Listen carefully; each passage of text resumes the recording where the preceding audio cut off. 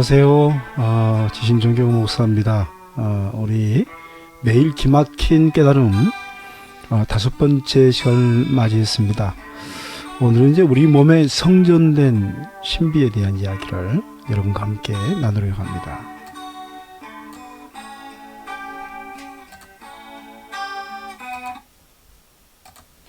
네, 이제 이 시간에 이제 성전된 신비에 대한 이야기를 나누기 앞서서 말씀을 한 구절 여러분과 나누고 여기에 대한 이야기를 좀 여러분과 이야기하려고 합니다. 요한복음 2장 19절로 22절의 말씀을 함께 여러분이 찾아보시고요. 함께 했으면 좋겠습니다.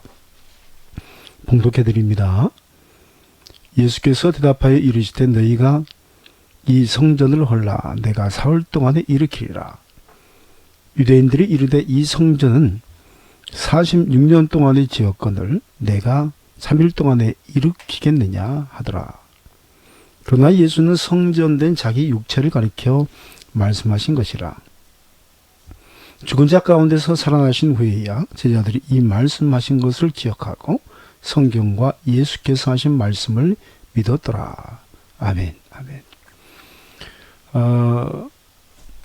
예수님께서 예루살렘 성전에서 성전 청결 사건을 이제 일으키시죠. 그러니까 장사치들 있잖아요. 장사치들을 비둘기 팔고 뭐 이렇게 소 팔고 염소 파는 그 모든 것들을 그냥 다 뒤엎으시고 아버지 집이 이제 기도하는 집이라는 것 이야기하시면서 이곳에 장사하는 곳을 만들지 말라는 아주 강력한 그런 이제 일을 일으키셨습니다. 이에 상당히 이제 종교 지도자들이 분노하죠. 왜 분노하냐면 원래는 하나님께 예물을 가지고 올 때 제사를 드릴 때 이제 제사 드리러 오는 사람들이 자기들이 준비해서 가져와서 하나님께 드려야 되는데 그게 이제 귀찮잖아요. 소를 끌고 오는 것도 문제가 있고 비둘기를 잡아오는 것도 너무 어렵고 그래서 좀 편리를 생각을 했던 것 같습니다. 그래서 그 편리를 생각했던 것 중에 뭐가 있냐면, 이제 성전에 빈몸으로 오면 돈만 가지고 오면, 비둘기도 사고, 염소도 사고, 이제, 송아지도 사고, 그런 이제 준비를 한 거죠.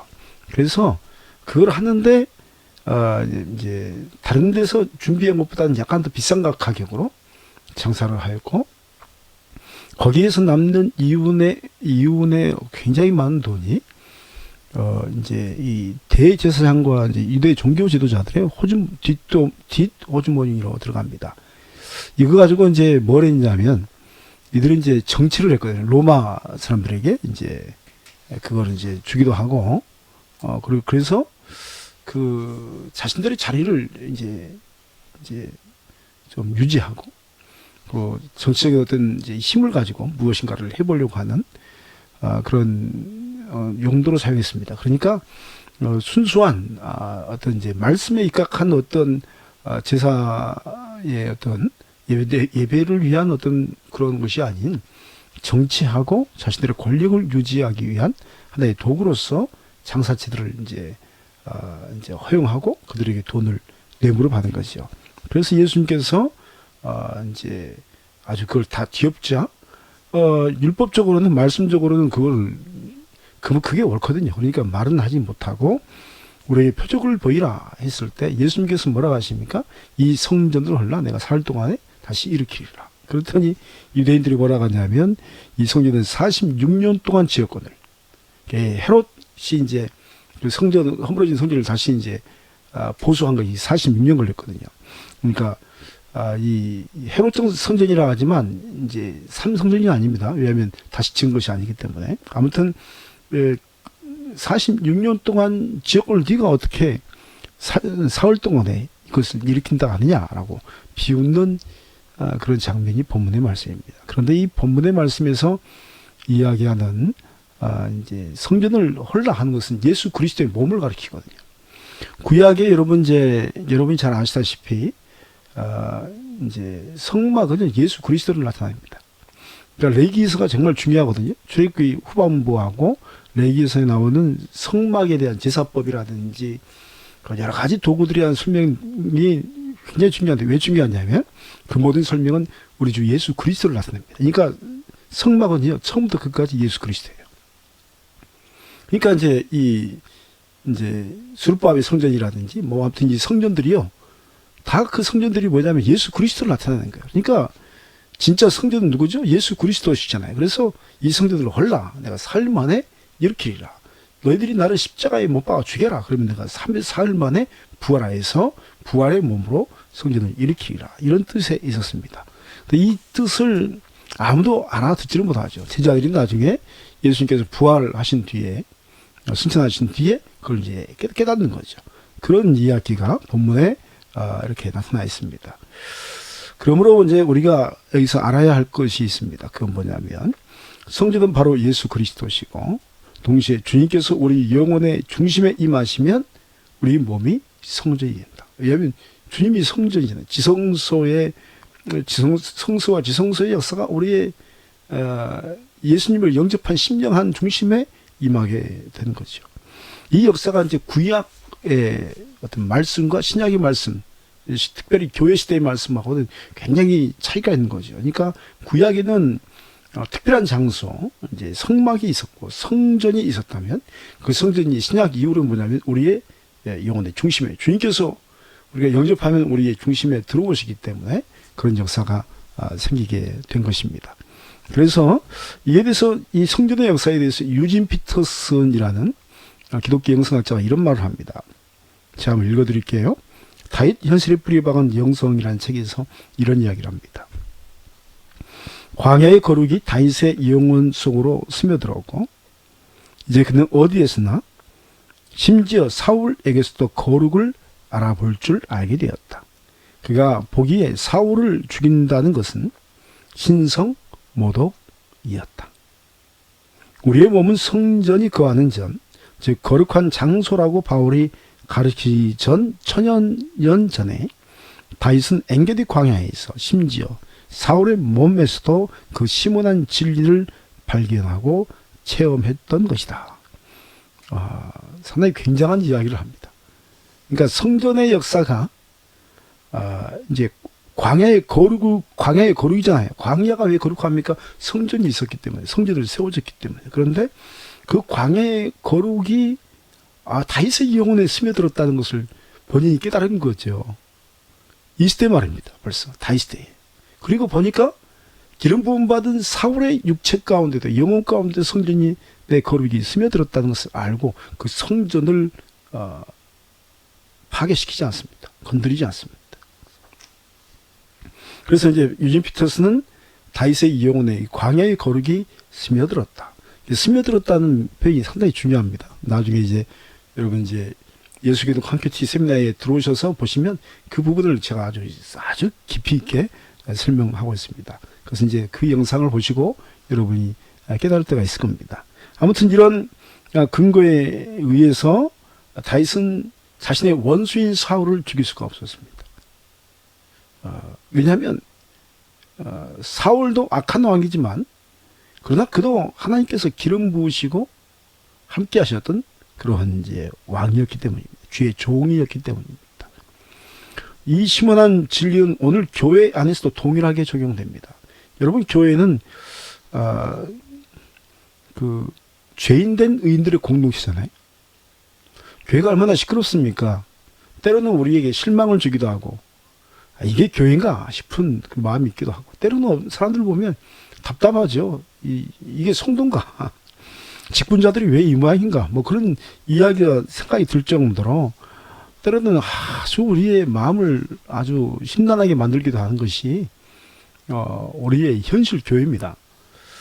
그러나 여러분 그럼에도 불구하고 교회가 거룩한 이유가 뭐냐면 하나님의 성전이 모인 공동체라는 겁니다. 교회는 건물이 아닙니다. 물론 이제 건물도 이제 교회당이라고 하죠. 그러나 왜 교회당이 중요합니까? 교회당 안에 이제 예배의 장소로서 많은 성전을 소유한 영혼들이 모여서 하나님께 예배 드리는 그런 장소이기 때문에 건물로서의 교회도 거룩하죠. 그러나 근본적으로는 그게 교회가 아닙니다. 예수 그리스도를 주로 믿는 두세 사람이 모인 공동체, 그것이 바로 교회죠.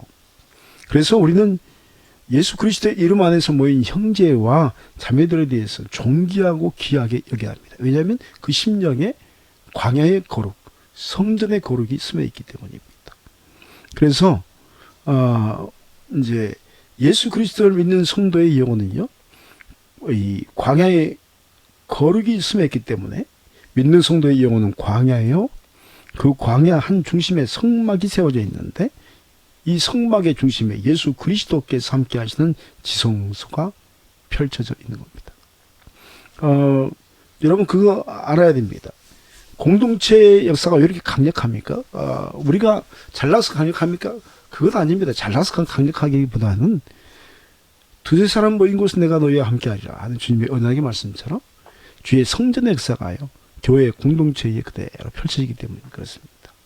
그래서 공동체의 기도는요, 강력한 역사를 일으키는 거예요. 왜냐하면 성전들이 모였잖아요. 홀로 성전이 아닌 공동체로서의 예수 그리스도의 몸으로서의 성전이 완전히 모여져서 하나를 이룰 때예요. 예수 그리스도의 머리 대신, 교회 머리 대신 예수 그리스도께서 이 몸 대신 그 몸된 교회를 향하여서 완전히 이제 축복하시고 함께 하시고 그렇게 하면서 이제 성소 안에 지성소가 펼쳐지는 문이 열리는 거죠. 이게 영적인 신비입니다. 우리가 모였을 때 지성소가 열리는 거죠. 그래서 우리 이제 기독교 영성에서는 뭘 이렇게 자꾸 우리가 강조합니까? 그것은 뭐냐면 모든 영성은 마인드에서 허틀어. 그러니까 머리에서 머물면 안 되는 거예요. 우리 지성만이 최고가 아닙니다. 지성은요, 한계가 있어요. 지성으로 말씀을 읽으면 말씀이 들려지지 않아요. 여러분 말씀을 읽고 들을 때 하나님을 뵙고 하나님의 음성이 들리는 겁니다. 그게 말씀이잖아요. 근데 그 말씀이 우리 안에 제대로 들리려면 뭐냐면 우리가 성소들이 모여서 몸을 이루고 그리고 머리 대신 그리스도를 향하여 집중될 때 지성소가 열리게 될지 믿습니다. 그 역사가요, 이제 로고스의 말씀의 역사 가운데 있는 거예요. 그래서 여러분 교회는 위대한 겁니다. 아무리 우리가 악하게 보일지라도 교회만이 우리의 유일한 희망이 됩니다. 그래서 교회에 모여서 함께 합력하여 기도할 때 역사가 일어납니다. 그래서 여러분 세대가 아무리 바뀌고 시대가 아무리 바뀌어도 문화가 바뀔지라도 교회에 모여서 우리가 예배드리고 기도하고 합심할 때 하나님의 역사가 열리고 또 그 안에서 지성소의 역사가 열린다는 것, 하나님을 만나고 하나님의 음성을 듣는다는 것 우리는 항상 기억할 필요가 있습니다. 그래서 우리의 몸이 성전되었다. 그러나 나 홀로의 몸은 몸의 한 부분이죠.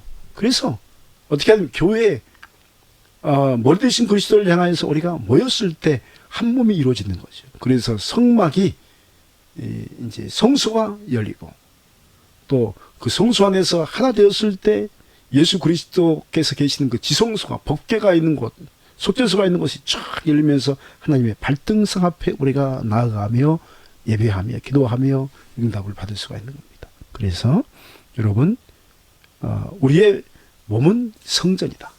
그리고 이 성전들이 교회에 모였을 때 영적인 참된 세계가 열린다. 그리고 교회에서 예배 드릴 때나 기도할 때나 항상 우리의 지향점은 어디라고요? 마인드에서 허틀어. 그리고 우리 또 교회 안에서 어디로 지향해야 됩니까? 우리가 이제 주님 계신 심장으로, 그러니까 하나님의 말씀이 선포된 강단에 집중하면서 주 앞에 나가는 겁니다. 그게 광야의 거룩의 영적 원리다라고 말씀드릴 수 있습니다. 오늘 제가 여러분과 함께 요한복음 2장 19절로 22절의 말씀, 성전 청결 사건을 통해서 우리 몸의 성전의 신비에 대해서 우리 잠시 살폈습니다. 이제 매일 기막힌 깨달음 하나씩 제가 여러분과 함께 말씀을 나누고 있습니다. 좀 더 좋은 말씀으로 여러분과 함께 또 영성의 세계, 또 말씀의 세계, 우리 주님의 세계를 탐험해 가기를 소망합니다. 제가 매일 기막힌 깨달음을 하겠지만 매일처럼 지금 몰리지 못하고 있습니다. 제 일정이 있기 때문에. 그러나 이게 쌓이면 어떻게 되죠? 365일이면 365일 매일 기막힌 깨달음을 여러분이 이제 청취하시고 또 그 안에서 묵상하시고 또 진리를 발견하게 되는 역사가 있을 줄 믿습니다. 제가 기도하고 이 시간 마치도록 하겠습니다. 하나님, 광야의 거룩이 우리의 심령 가운데 스며들어 있음을 알게 하심을 감사합니다. 우리 주 예수 그리스도께서 성전 되셨고 우리는 그리스도의 몸으로서 교회에 동참하게 되었음을, 참여하게 되었음을 깨닫게 되었나이다. 주님, 우리 안에 이 신비를 펼쳐주시고 교회를 통해서 하나 되어서 머리 대신 예수 그리스도를 향하여 집중하며 나가는 지성소가 열리는 역사가 우리의 신앙생활에 있게 하옵소서. 우리 몸의 성전된 신비를 바라보며 또 교회와 연합할 때 그 역사가 우리에게 강력하게 일어나는 것을 바라보며 우리가 합력하여 선을 이루는 또 교회된 성도가 될 수 있도록 은혜를 더하여 주옵소서. 감사드리며 예수 그리스도의 이름으로 기도하옵나이다. 아멘. 아멘. 감사합니다. 우리 또 다음 매일 기막힌 깨달음 6번째 시간으로 또 만나 것을 약속드리고요.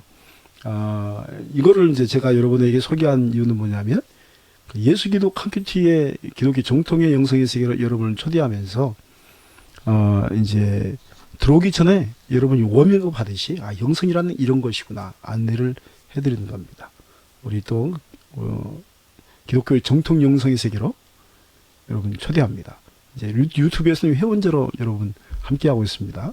그래서 관심 있는 분들은 회원제로 오셔서 전문적으로 하나씩 배워나가시고요. 믿음, 소망, 사랑, 제자도 이렇게 4단계 회원제가 있습니다. 이제 그건 이제 두 번째 문제고요. 여러분이 원하시는 분 들어오시고요. 그리고 또 기도를 부탁드리는 것은 우리가 이제 기독교 영성 세미나를 예수 기독 컴큐니티 세미나를 하기를 원합니다. 여러분 기도해 주시고요. 물질로 또 기도로 또 이제 시간으로 헌신으로 함께 하실 분들을 기다립니다. 함께 합력하여 하나님의 역사를 이루어갔으면 좋겠다 하는 마음이 있습니다. 감사합니다. 그러면 또 다음 시간에 뵙도록 하겠습니다. 평안한 밤 되시고 샬롬의 은총이 여러분의 영혼에 그대로 임하시기를 주의 이름으로 축원드립니다. 아멘.